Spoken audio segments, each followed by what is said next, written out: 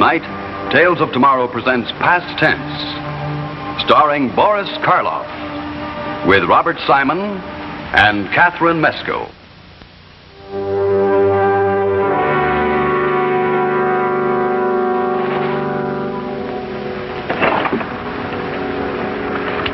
Don't they ever wash the windows in this dismal place? Are you kidding, Doctor? Whoever washes windows in a place like this? It might let the sunlight in. Yes, I know what you mean. How is he? Not too good. Not at all good. I hope this hypo will quiet him. It looks pretty bad to me. It's pneumonia, isn't it? Yes. Complete consolidation of both lobes. Has he reached the crisis yet? This morning, temperature's been going up ever since. I'm afraid he hasn't a chance. Well, maybe he's better off. I wish we knew more about him. I've never come across a patient like this one. He's never had a visitor. No family, no relatives, not even a friend. Nobody seems to know where he came from. Yet he has a knowledge of medicine that sometimes makes me feel like a young intern. Let's see, it's 6 months since we sent him here, isn't it? Just about. And still has that same obsession? Hasn't varied a bit. Insists he's a man from the future. Penicillin. There he goes again. Same fixation about that drug. Yeah. Penicillin. Hasn't stopped talking about it since you brought him here. Isn't there anything at all we can do for him? Nothing at all. No, I'm afraid that December 3rd, 1910 will mark the end of Harry Marco and of his delusions about a miraculous cure-all. This wonder drug that he calls penicillin. In a minute, Jane. In a minute.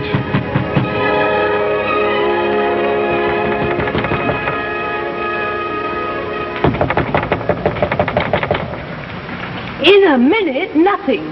Open this door. Harry Marco, open this door immediately. Do you hear me? What are you doing down there? All right, I'm coming. Take it easy. Don't break the door down.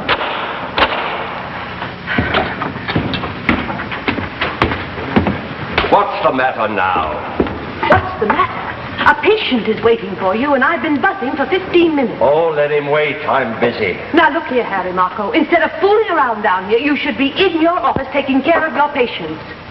I've got more important things on my mind. Well, I haven't, and I'm tired of you neglecting everything for this. Patients are sick these days, Harry, and you're driving away the few that are left with your indifference. Doesn't matter, Jane. Believe me, this is more important. Is it?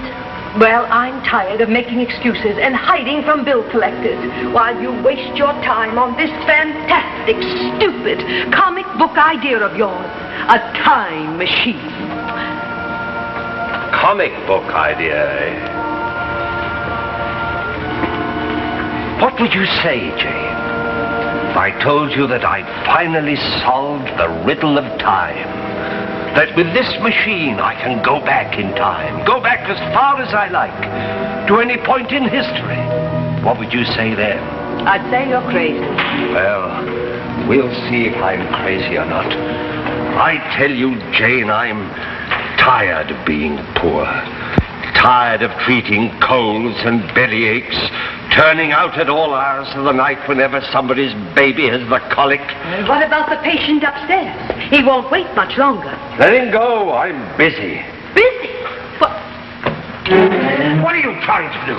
I'm going to smash that machine, Harry. It's no good. I don't care a thing about the past. What's bothering me is the future, and it's time you earned a living.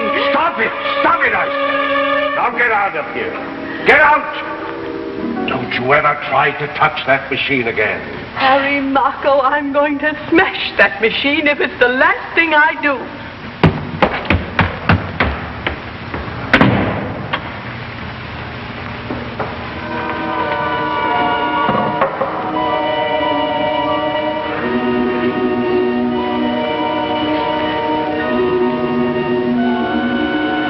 Thinks I'm losing my mind, eh? While I'll show her more money than she's ever dreamed of. I'll show her that the past can really be profitable.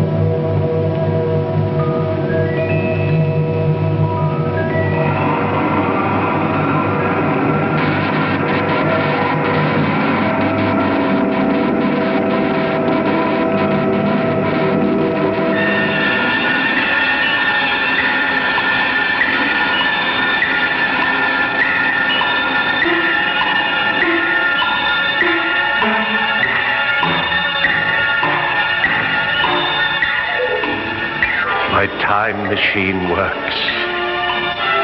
I knew it. I knew it. I'm going back through the past. Back through the years that I have lived before. There they are. I'm seeing again events that have become history. Oh, I wish I could stop and relive some of those great moments. But I can't. I must go back further. If my plan works, I'll be rich. If it works. If it doesn't, who knows?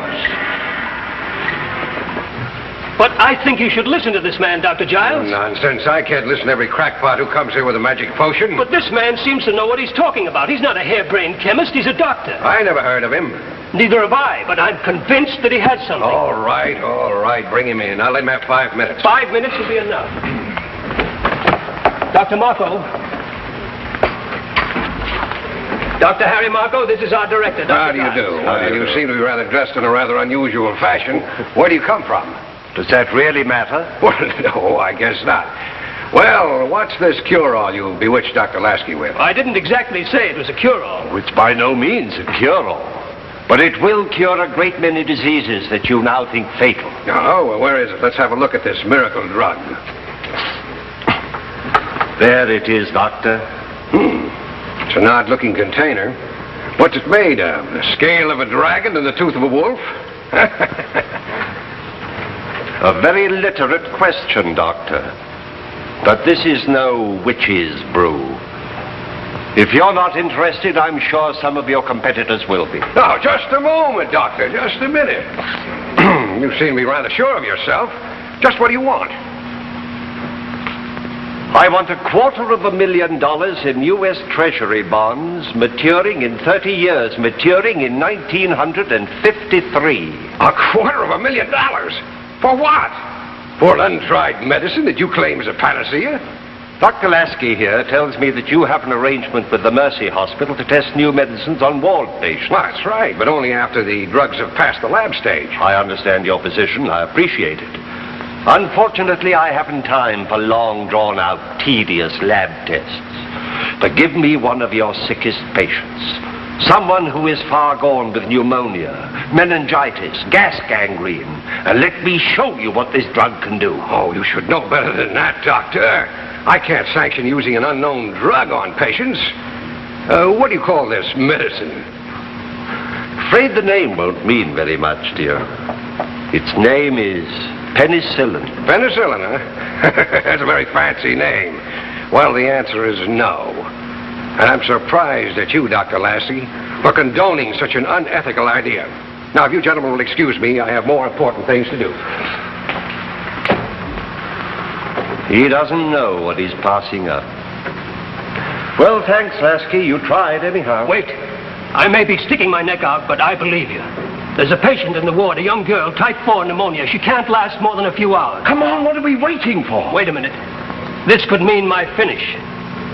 There's nothing to worry about, Doctor. I assure you there's absolutely no risk. I hope you're right, Marco. I hope you're right.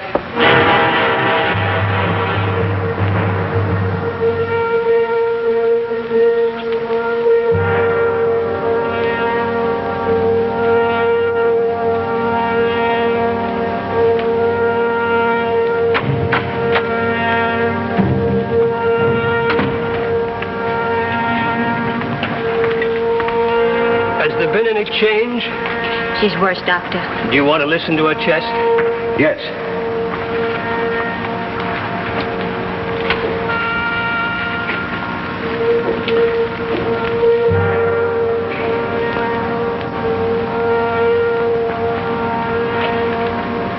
Give me a sterile syringe.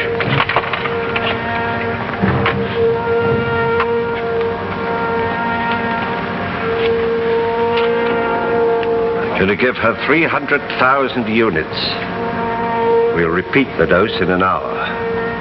What are you giving her, Doctor? Oh, that doesn't matter, nurse. She's highly irregular, Doctor. It certainly is.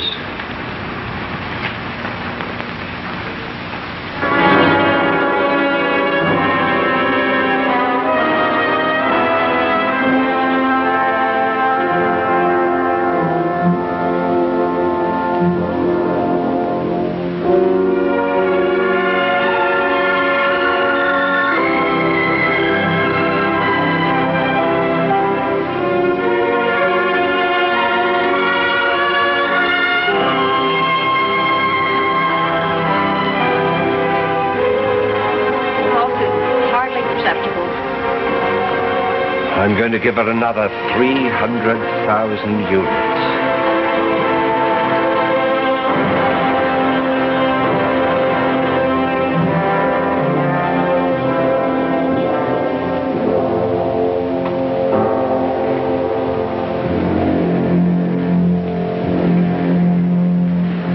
Marco, she's dead.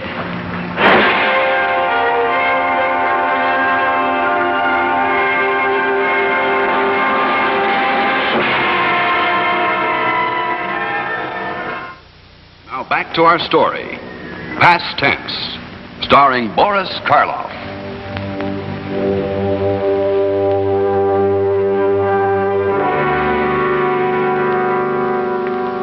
And you say Dr. Lasky permitted this stranger to inject this fluid into your patient? Yes, sir. Over my express objections. Thank you, nurse. That's all. Dr. Giles. Lasky, you're through. And I'm bringing you up on charges of unethical practice at the next meeting of the medical board. But, sir, I hold you responsible for the death of that girl. she was dying. Nothing would have helped her. She'd have died anyway. That doesn't excuse you. You deliberately disobeyed my orders in allowing this quack to use an unknown, untried medicine on a patient. Now, just a minute, sir. That unfortunate girl's death proves nothing. We were too late, that was all. She was beyond all help, even at a penicillin. It's unfair and grossly unscientific to jump to conclusions with only one case. What would you like to do? Kill a few more patients before you're satisfied? Oh, of course not. But in that same ward, there's a patient with gas gangrene. Now, let me use my drug on him, and I give you my word, in 2 or 3 days, he'll be on the road to recovery. No, I can't permit it. I told you before, I will not sanction the use of drugs until we've made the proper lab tests on them. I understand, Doctor. But in the meantime, I've placed Dr. Lasky in rather an unfortunate position, and I'd like to vindicate him at least. So take this drug. Use it any way you like. Make all your lab tests. And when it proves its value, as I know it will, then we can talk business. Business? I don't do business with quacks, and I have no time for your miraculous cure-alls. Now, I'll thank you to leave the office. Dr. Giles, you will regret this decision in the not-too-distant future. Good day, Doctor.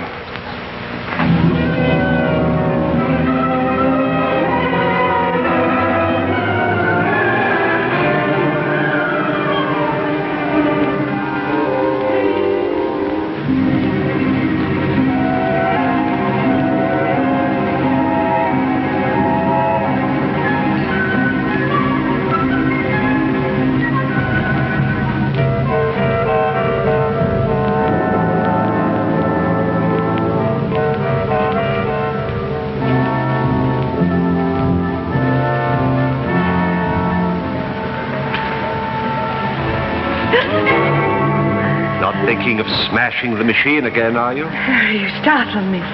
Sorry, Jane. Jane, I'm going away again. Maybe for a week, 10 days, perhaps longer.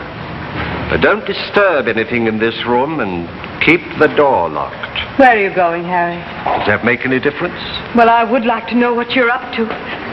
Where did you go when you disappeared last week? I went back into the year 1923. Oh, now, Harry, don't joke with me. I'm serious. You haven't been the same since that day. What did you do? I tried to sell some moldy bread, but they wouldn't buy. Oh, now, Harry. The trouble with you, Jane, is you don't recognize the truth when you hear it. Well, I'll tell you again. This machine, I think you called it a comic book contraption. Well, it works. It took me back into the past. You actually went back into the past? I'm going again. Come with me. We'll revisit the scenes of your childhood. No, Harry, no. Well, I'm going anyhow. Perhaps I can bring you a memento. What would you like? Lillian Russell's fan, an autographed picture of President Taft? Any proof at all, just name it. Harry, you mustn't do this. I'm afraid. Afraid? There's nothing to be afraid of.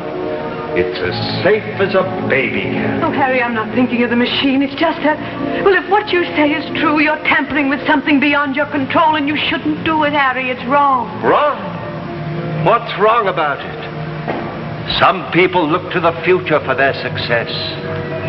I get mine out of the past. But, Harry, you'll get into trouble, serious trouble. And what can you possibly gain by going back into the past?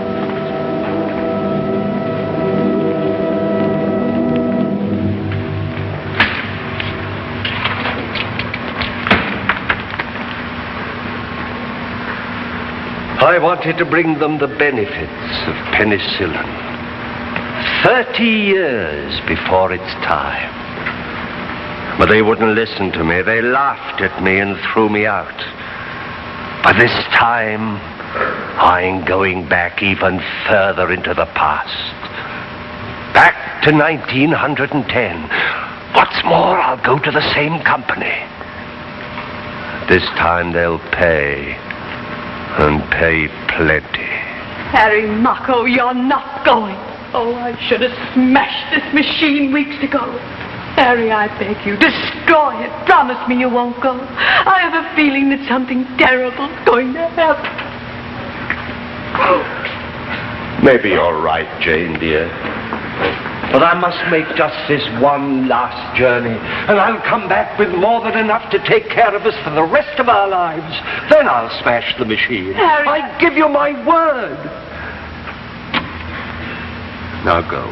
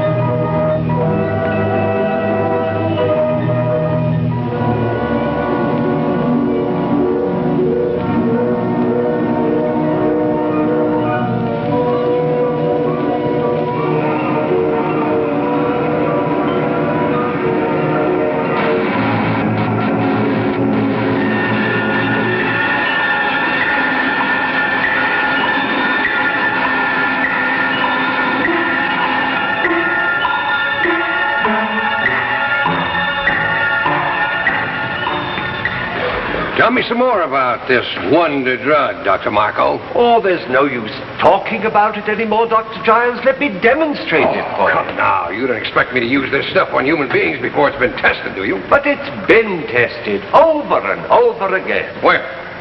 In my laboratory. And where's that? I resent all these questions, Dr. Giles.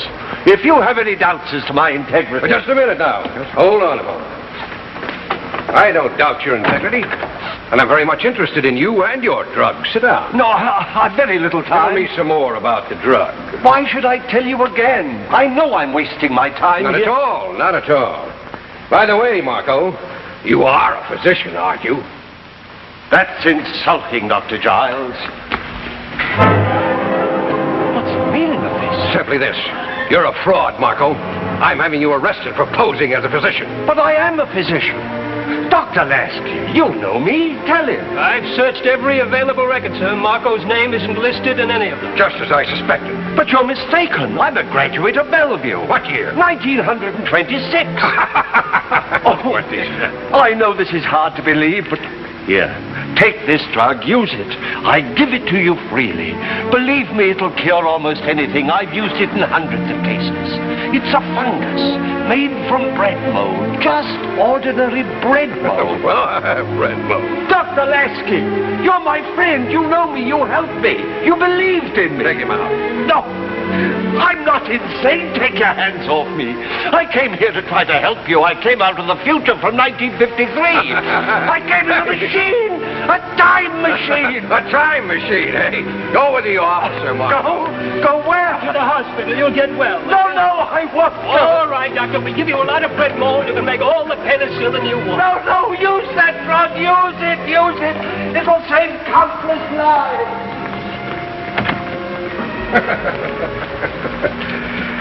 Bread mold, huh?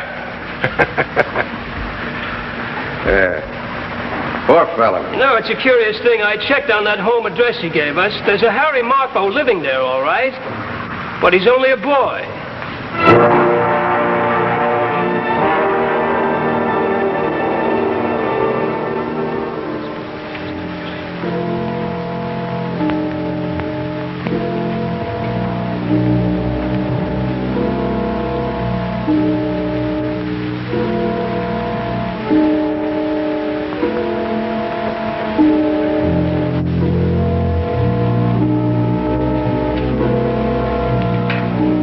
That's the end of Harry Marco. December 3rd, 1910. Cause of death, acute lobar pneumonia. Well, here's his precious penicillin. Wouldn't it be wonderful if there really were such a drug?